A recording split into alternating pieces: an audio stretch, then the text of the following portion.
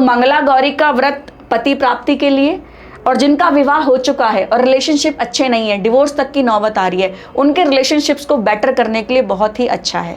लेकिन इस व्रत का एक विधान है कि यह व्रत जब आप करें तो इसमें 16 वस्तुओं का विशेष ध्यान रखा जाए। अच्छा।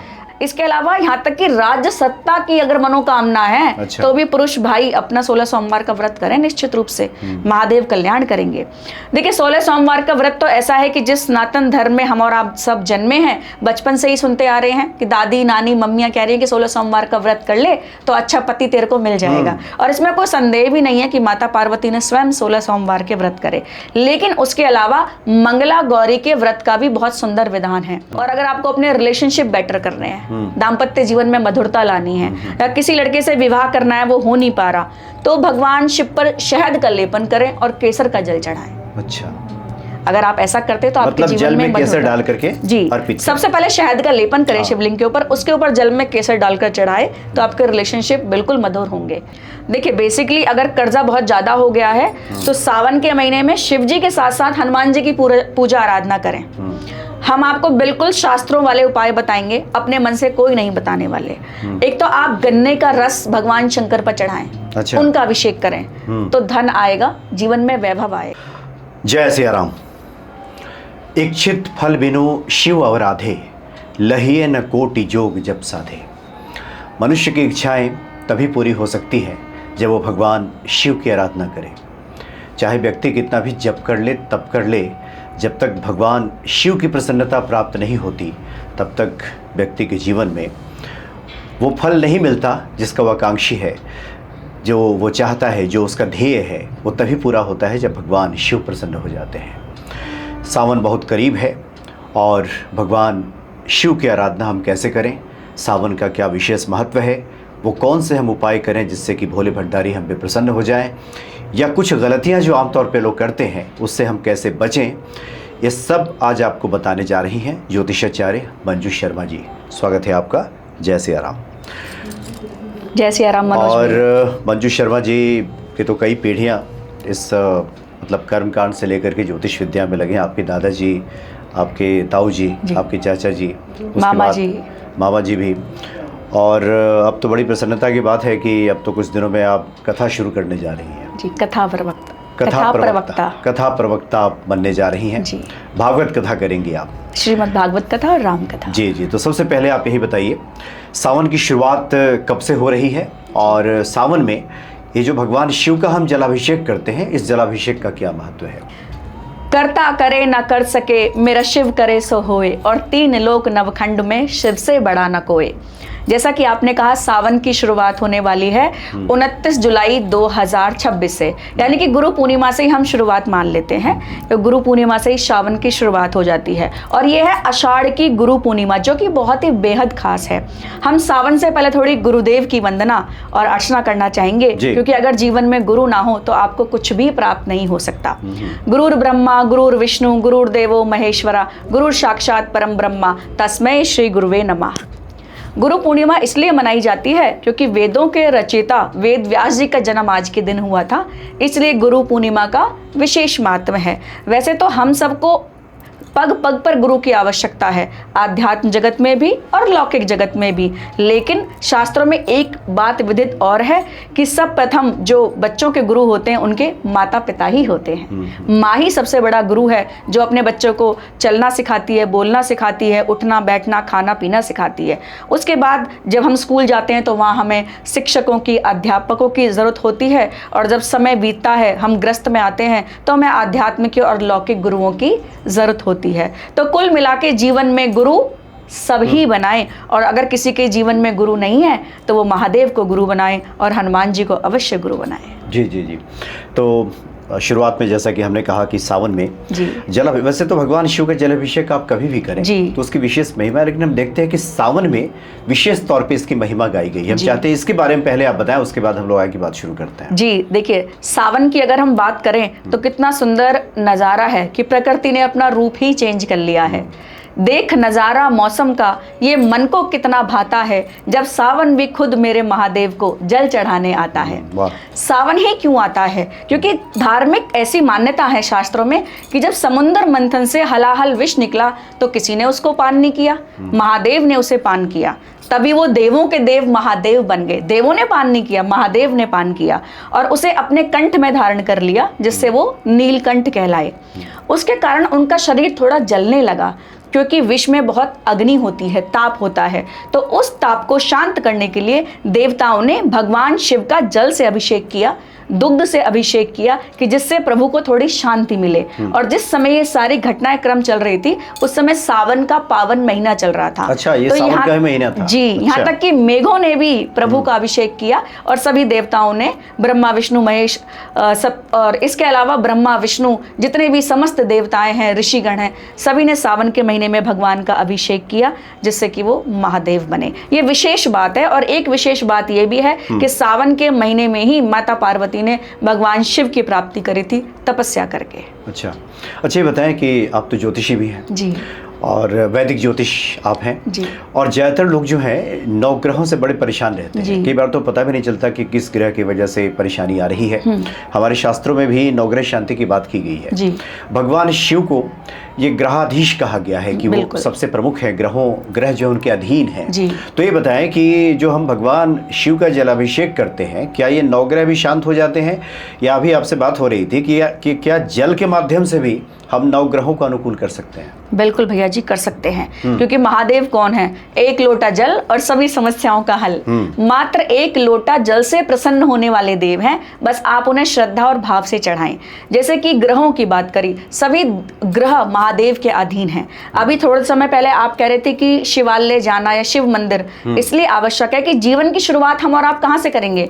नर्सरी से ही करेंगे ना। पैदा तो 12th क्लास पार नहीं कर लेंगे। तो वो जो शुरुआत है वो शिवालय जाकर ही होती है। जब तक आप शिवालय नहीं जाएंगे, भगवान शिव की पूजा पाठ नहीं करेंगे, आपको जीवन में सक्सेस नहीं मिलेगी। चाहे हम राम कथा करें, चाहे कृष्ण कथा करें, चाहे हनुमान जी की पूजा करें, शुरुआत आपको महादेव से ही करनी पड़ेगी। क्योंकि तुलसीदास जी ने उन्हें बताया है श्रद्धा और विश्वास के रूप में। श्रद्धा विश्वास रूपिणो वंदे भवानी शंकरो श्रद्धा विश्वास रूपिणो। तो गोस्वामी जी ने खुद ही कह दिया है कि श्रद्धा और विश्वास भगवान शिव और माता पार्वती हैं। तो अब आपने कहा कि क्या नवग्रह जल से प्रसन्न हो सकते हैं? अच्छा, ये बताएं उसके पहले एक और हम चाहते हैं कि जैसे कि हमने शुरू में ही कहा, हम देखते हैं कि गृहस्थों के बहुत करीब भगवान शिव दिखाई देते हैं। जी। वैसे तो सभी देवी देवताओं के पूजन किया जाता है, महत्व काफी है, लेकिन गृहस्थों का लगता है कि भगवान शिव के बिना, और उन्हीं के अवतार हनुमान जी हैं, उनके बिना तो शायद काम ही नहीं चलता। इसलिए गोस्वामी जी लिखते हैं कि इच्छित फल बिनु शिव अवराधे। इच्छा तभी पूरी होगी जब आप शिव की आराधना करेंगे। हम चाहते हैं कि क्या आपने क्या महसूस किया है, कि क्या ऐसा है? अगर आप अपने अनुभव से भी बताएं तो। बिल्कुल, ये सही बात है। जब तक भगवान शिव की कृपा ना हो, आप जीवन में कुछ कर ही नहीं सकते। और शिव की कृपा जब प्राप्त होगी, जब आप शिवालय जाएंगे, उन पर जल अभिषेक करेंगे। और गृहस्थियों के लिए इसलिए ज़्यादा अधिक पूजा करते हैं कि सबसे बड़े गृहस्थी हमारे सनातन धर्म में और शास्त्रों में भगवान शिव और माता पार्वती ही बताए गए हैं। क्या उनसे बढ़कर कोई गृहस्थी आपने देखा है जो इतने प्रेम पूर्वक पूरे गृहस्थ जीवन को चलाए, जहाँ पुत्रों का भी सहयोग है और मैया कल्याण भी कर रही हैं, बाबा भी सब कुछ देने में समर्थ हैं। अरे भोलेनाथ मनुष्य को तो छोड़ो, देवताओं तक को देने में समर्थ हैं। क्या समर्थ है, थोड़ा सा मैं आपको एक अपने भाव के माध्यम से बताना चाहती हूँ कि भोलेनाथ ने क्या क्या किसको दे दिया। प्रथम वेद ब्रह्मा को दे दिया, बने वेद के अधिकारी। विष्णु को दिया चक्र सुदर्शन, लक्ष्मी सी सुंदर नारी। कामधेनु दिया इंद्र को और ऐरावत सा बलकारी। कुबेर को आपने बना दिया सारी संपत्ति का अधिकारी। आप भजन में मस्त रहें और पिए भंग नित खप्पर में। ऐसो दीन दयाल मेरे बाबा, भरो खजाना पल भर में। ऐसे हैं हमारे महादेव जो ब्रह्मा विष्णु और इंद्र को दे सकते हैं, यानी कि कुबेर को अधिपति बना दिया। तो क्या संसारिक मनुष्यों की इच्छाएं मनोकामनाएं पूरी नहीं कर सकते? निश्चित रूप से कर सकते हैं। जो इच्छा कर ही मन माही, हरि प्रसाद कुछ दुर्लभ नाही। तो सावन के महीने में शिवालय जाकर अपनी इच्छा भगवान शिव को जरूर प्रकट करें, तो आपके सभी मनोरथ सफल होंगे। हम लोग ग्रहों की बात करें तो हम चाहते हैं कि एक और, चूँकि जो हनुमान जी हैं वो रुद्रा अवतार ही हैं, कहा भी गया है कि यही शरीर रति राम सो सोई आदर ही सुजान, और रुद्र देह तजि नेह बस वानर भे हनुमान। जी।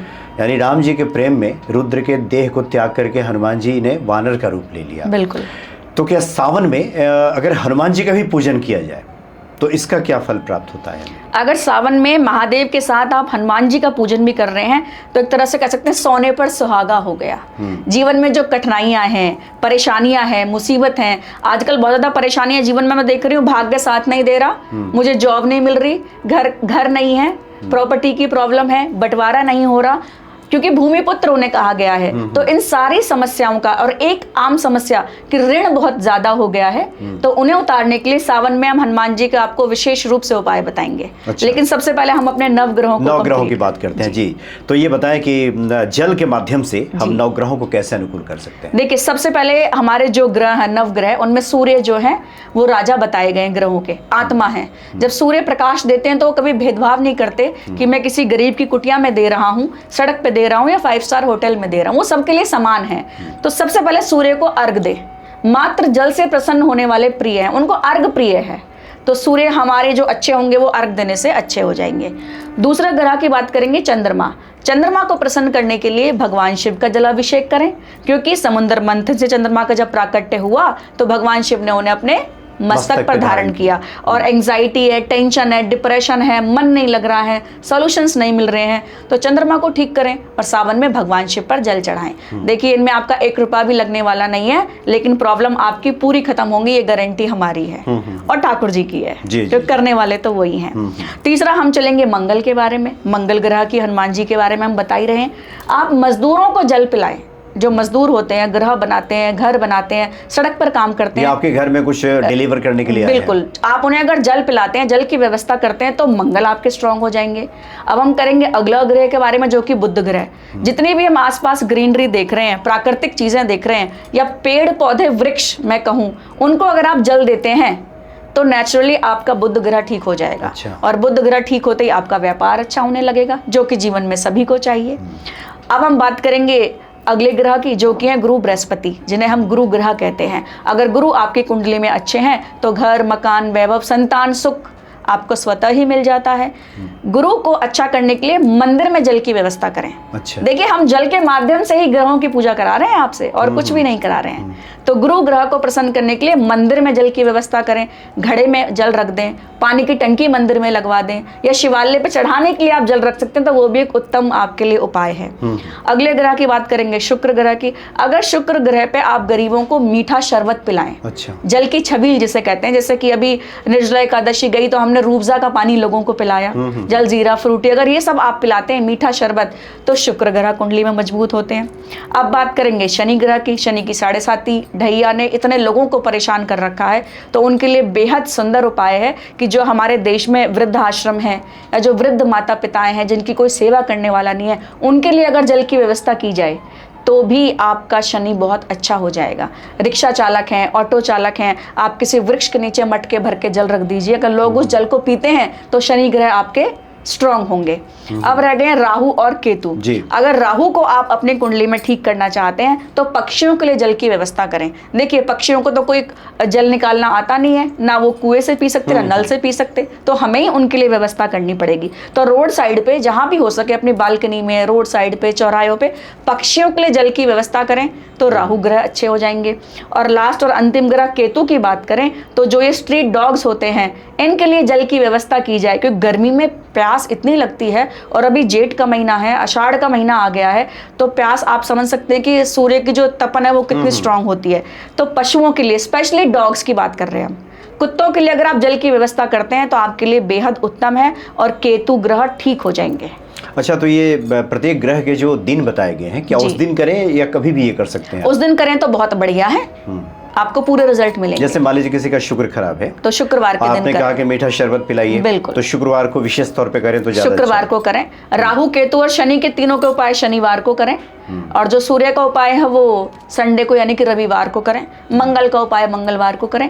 अगर आप डेली भी करते हैं तो भी इनमें आपका कोई नुकसान नहीं है, और ना ही कोई आपका खर्चा होने वाला। लेकिन आजकल का जो जीवन है बहुत ही भाग दौड़ भरा वाला है। मान लीजिए कुंडली में जिस ग्रह की दशा आपकी खराब है, या आप कुंडली दिखवा के हमसे पूछ सकते हैं, तो उसके लिए भी आप जल की व्यवस्था करें तो आपका जीवन मंगलमय हो जाएगा।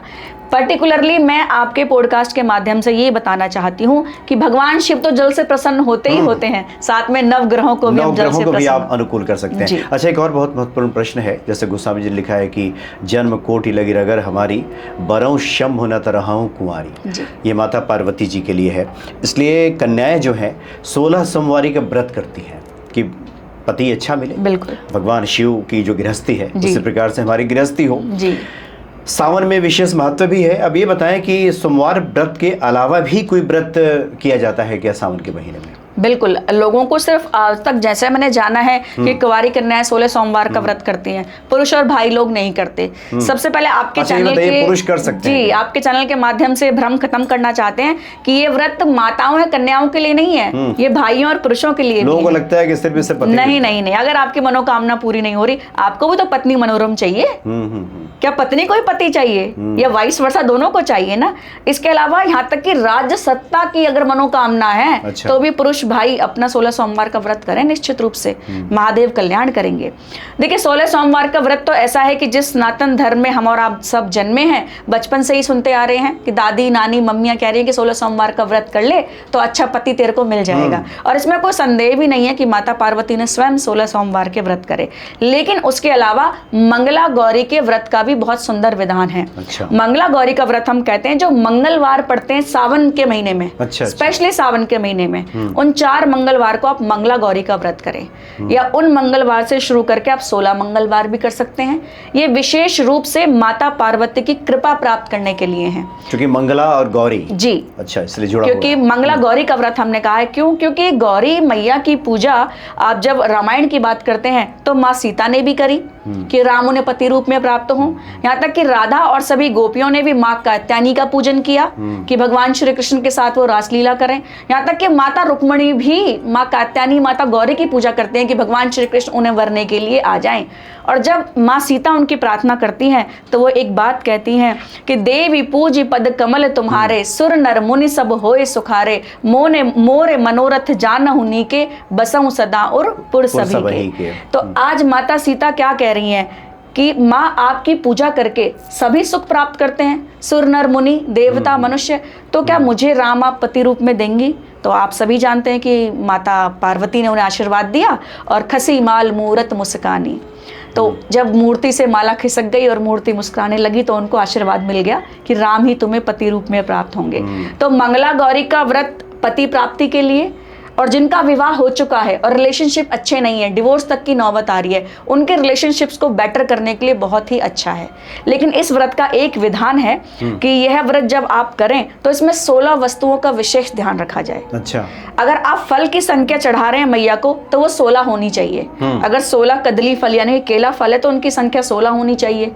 आम चढ़ा रहे हैं तो 16 होना चाहिए। श्रृंगार का सामान चढ़ा रहे हैं तो 16 की होनी चाहिए। मतलब 16 की गिनती पूरी होनी चाहिए। और अगर आप चावल चढ़ा रहे हैं तो 16 चावल के दाने हो या 16 अलग अलग कटोरियों में हो, आपके सामर्थ्य अनुसार जो भी आप चीजें चढ़ाएं उसकी संख्या 16 होनी चाहिए।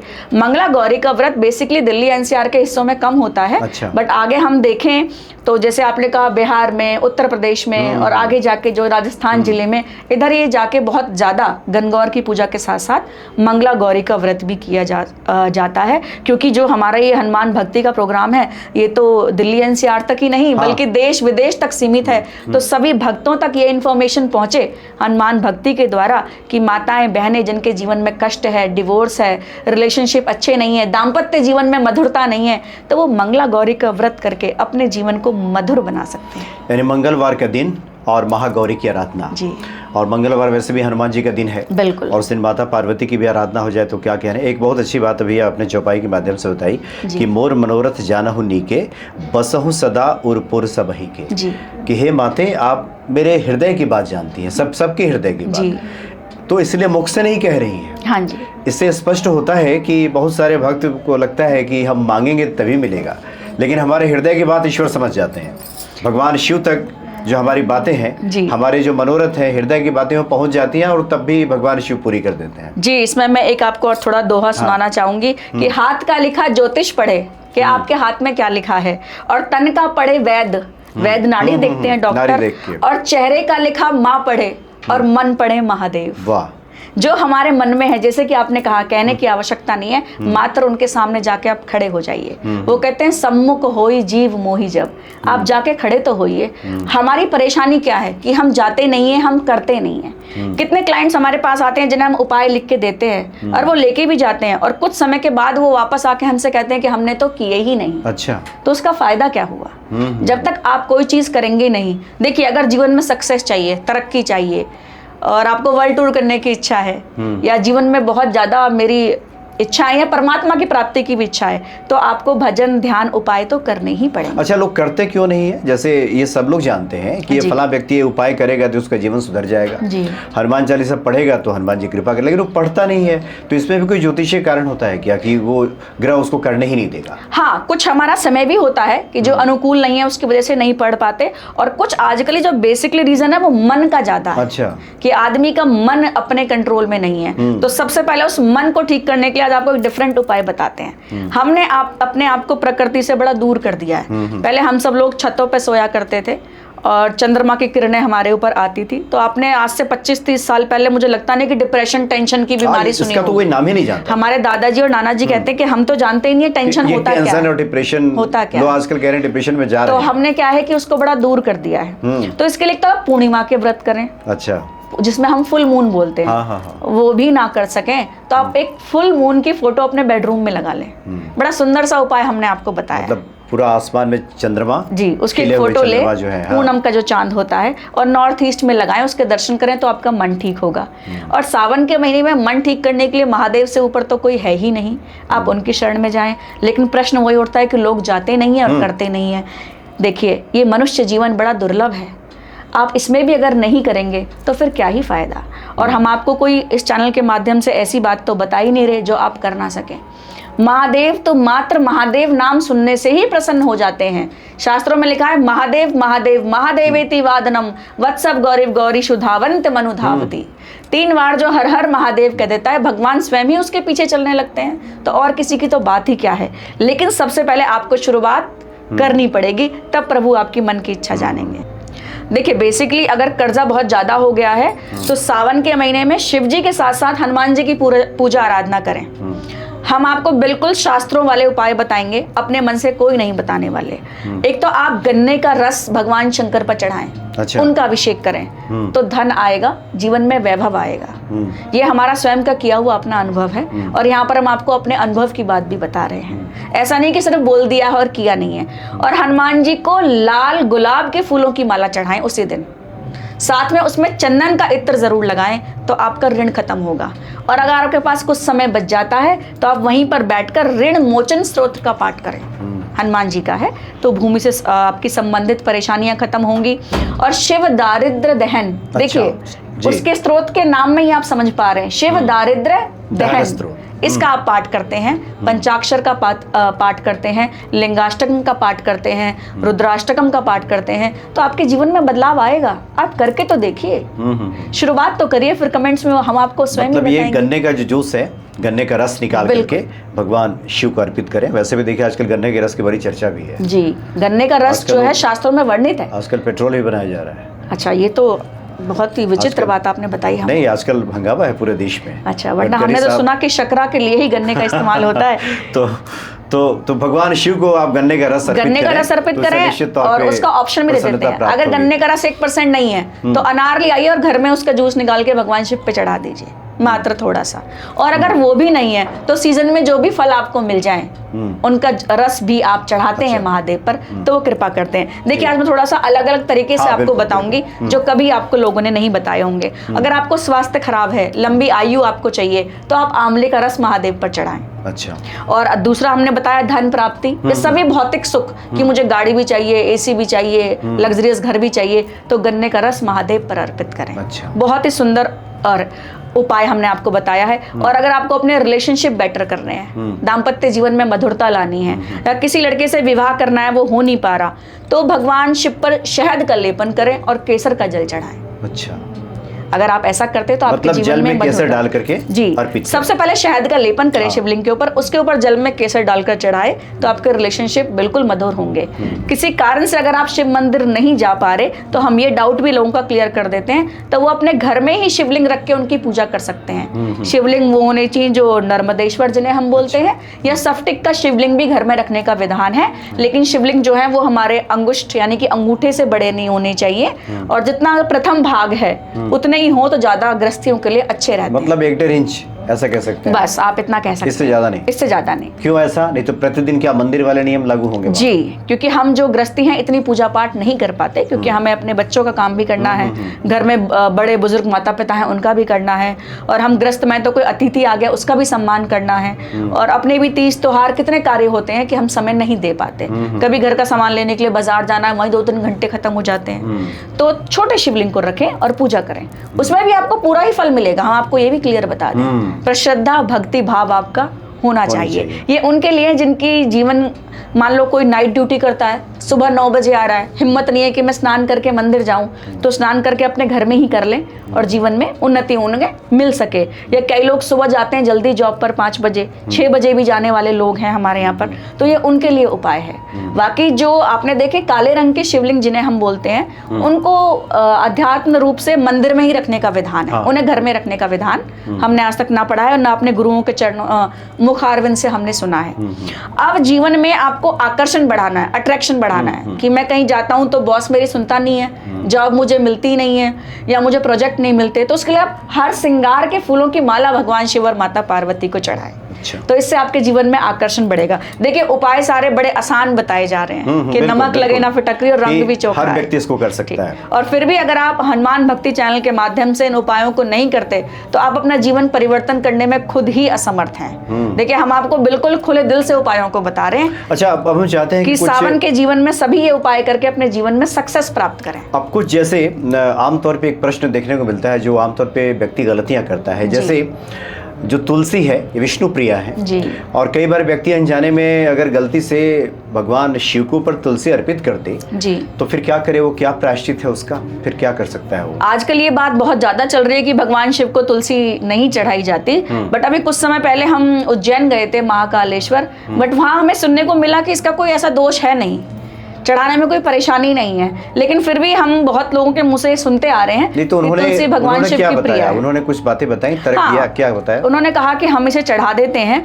और यहाँ तक कि हल्दी और तुलसी दोनों चीजों के लिए मनाही था, लेकिन अष्टगंध मिला के हल्दी को चढ़ाना और तुलसी में भी चंदन लगा के चढ़ाना शिव जी को अलाउड है वहां पर, थोड़ा सा इस प्रकार जो हमें बताया गया। अच्छा। लेकिन जो धार्मिक मान्यता है जो हमने भी सुनी है वो यही सुनी है कि भगवान शिव तुलसी नहीं सुनते, लेकिन अभी हमारे गुरु महाराज ने भी हमें बताया कि तुलसी अगर आप शिव जी पे चढ़ाएं तो आपका कल्याण हो सकता है, उसमें कोई दोष नहीं है, क्योंकि भगवान शिव को हम हर बोलते हैं और भगवान विष्णु को हम हरि बोलते हैं, वो दोनों एक दूसरे के पूरक हैं। लेकिन तुलसी तो हरि हर की पूजा करने का विधान बताया। लेकिन तुलसी तो विष्णु प्रिया है, विष्णु प्रिया है, नहीं है, विष्णु प्रिया है। लेकिन हम इसका जो निर्णय है वो दर्शकों पे छोड़ते हैं कि जो उनका मन उनको अलाउड करे वो। अच्छा, एक गलतियां आमतौर पे लोगों से हो जाती है कई बार जी, जैसे कि जो बेल पत्र है, बेल पत्र वो चढ़ाने की बहुत विशेष महिमा है, लेकिन जो चिकना भाग है उसको हम भगवान शिव पे अर्पित कर ले, लेकिन कई बार लोग उल्टा चढ़ा देते हैं जानकारी के अभाव में, तो क्या इसके बारे में भी कुछ दोष लगता है या कुछ प्रायश्चित का विधान है क्या? जी देखिए,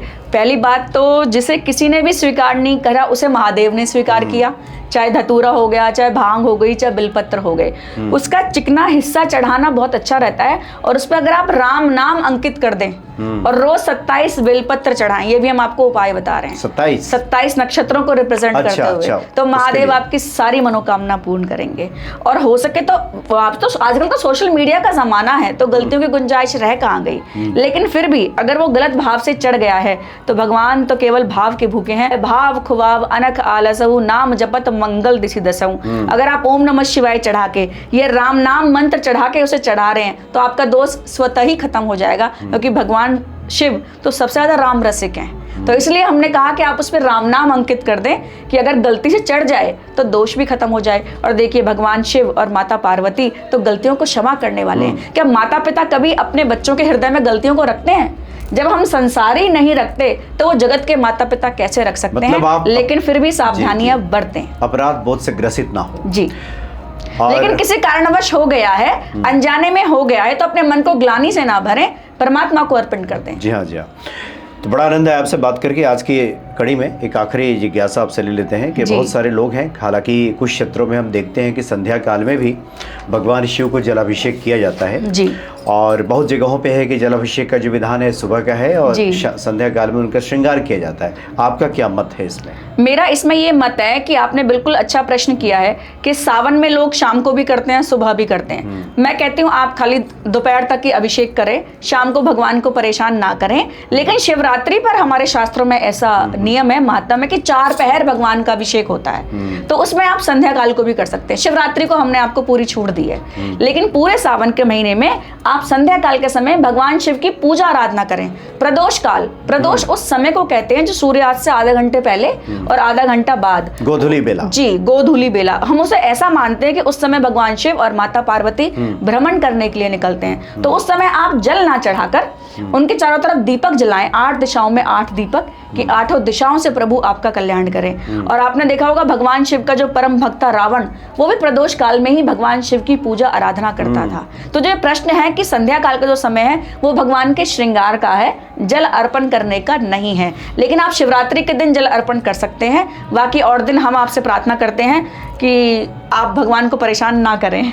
एक और मत अपना प्रकट कर दें। कहा जाता है कि रुद्र की जो आराधना है, रुद्र को खास करके जलाभिषेक जी, खाली मतलब जो आपने खाना ना खाया हो उस वक्त करना चाहिए। लेकिन हम बहुत जगह देखते हैं कि लोग दिन भर करते हैं, जैसे हनुमान जी की पूजा संध्या काल में लोग खाना वाना खा करके भी जाते हैं, आराधना करते हैं। जी जी। तो रुद्राभिषेक या फिर भगवान शिव का जो जलाभिषेक है उसमें आप क्या कहेंगी? क्या मतलब खाली पेट करना चाहिए बिन खाए, या खाना खा के भी कभी भी जाके चढ़ा दीजिए? देखिए मेरा मत तो बहुत क्लियर है कि पहले तो आप नहा धोकर जाके सबसे पहले वही कार्य करें। फिर भी अगर आपका शरीर स्वस्थ नहीं है, कोई परेशानी है और थोड़ा बहुत आप दूध फलाहार लेकर जाना चाहें तो उसमें भी कोई दोष नहीं। मान लीजिए मंदिर दूर है, तीर्थ स्थल पे बिल्कुल आप अपना दूध और फल लेके जा सकते हैं। जी, तो थोड़ा बहुत ले लीजिए, दूध फल लेके जाएं, क्योंकि हमारे तो ऐसी मान्यता है ना कि भूखे पेट भजन ना हो गोपाला, ये ले अपनी कंठी माला। भगवान ने ऐसा कुछ नहीं कहा कि अगर तू भोजन करके आएगा तो मैं तेरी पूजा स्वीकार नहीं करूंगा, ऐसा बिल्कुल भी कहीं नहीं लिखा। हाँ, बट हम ऐसा प्रेफर करते हैं कि सब प्रथम हम भगवान को भोग लगाएं, फिर हम उस भोजन को पाएं। लेकिन आपका स्वास्थ्य ठीक नहीं है, मंदिर दूर है या जीवन में कोई परेशानियां हैं, तो आप दूध और फल लेकर जाएं और प्रभु की पूजा करें। और एक सामान्य सिद्धांत भी है कि अपने प्रिय को पहले हम अर्पित करें। जी, और देखिए वैसे घरों में भी होता है, ऐसा ही होता है। जो किसी का प्रिय होता है वो चाहता है पहले उसे हम भोजन पवाएं, उसके बाद करें। नियम तो यही है कि आप पहले भगवान का जलाभिषेक करें, रुद्राभिषेक करें, उसके बाद आप भोजन ग्रहण करें। लेकिन किसी कारणवश कोई परेशानी है तो भगवान तो हर समय और हर समय उपलब्ध है, और प्रेम से अगर आप उन्हें कुछ भी अर्पित करते हैं तो वो उसे जरूर प्राप्त करते हैं, क्योंकि हरि व्यापक सर्वत्र समाना और प्रेम ते प्रगट होई में जाना। तो प्रेम से अगर आप भोजन करके भी जाते हैं बाई चांस, तो भी वो आपकी भक्ति को स्वीकार करते हैं। क्यों करते हैं? यहाँ पर थोड़ा मगअप कर दूं, खत्म कर दूं कि क्यों करते हैं ऐसा बोल के। तो भगवान आपकी भक्ति को हर तरह स्वीकार करते हैं, क्योंकि जैसा आप उन्हें चाहेंगे वो वैसा ही करेंगे। क्यों करेंगे? क्योंकि वो शेष हैं, अशेष हैं, प्रशेष हैं, विशेष हैं। वो उनको जैसा धार ले वो उनके जैसा भेष हैं। वो नेत्र सूर्य देवता का, चंद्रमा का भाल हैं। विलय भी वो, प्रलय भी वो, अकाल महाकाल हैं। उसी के नाथ हो गए जो उनके साथ हो लिया, और वहीं के हो के रह गए जहाँ सुना शिवा शिवम। तो आप सभी सावन के महीने में भक्ति भाव से महादेव की शरण में जाइए, उनसे आपकी सभी मनोकामना पूरी होगी। नमो पार्वती पते, हर हर महादेव।